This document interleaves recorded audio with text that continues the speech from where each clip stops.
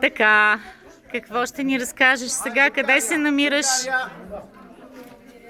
Намирам се в едно жилище на берберите, които позволяват да влизаме вътре в техните жилища, тъй като някои не позволяват, но нормално. Всички сме различни. Това е град Матмата, берберския град. Матмата.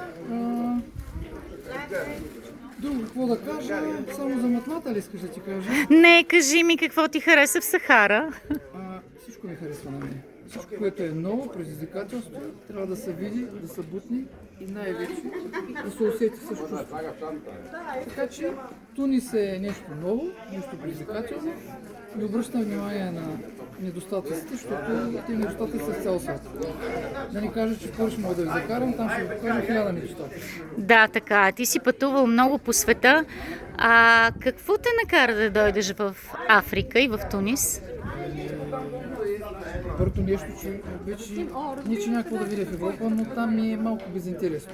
Излизам вече извън Европа, за да мога да видя днес Тунис, може и втори път, но по принцип не повтарям.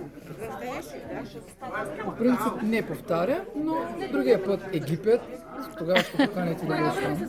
Аз съм в Египет, също ще те чакам на летището. Добре. Марокко и ако може там по джунглата, всеки бих отишъл в Азия и така нататък. Прекрасно. Ако имам време, ако имам възможност и най-важно, ако сме здрави. Пожелавам ти да обиколиш света с Емералд.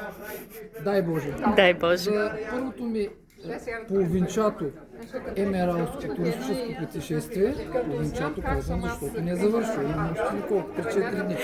До тук давам шестица, но по-нататък ще дам накрая в някой сайт, нещо друго. О, благодаря ти! Благодаря ти! Разбира се, вашата оценка за нас е много важна. Благодаря ти, приятна почивка ти желая. Благодаря ти, аз също хубава, лека доскарване на работата.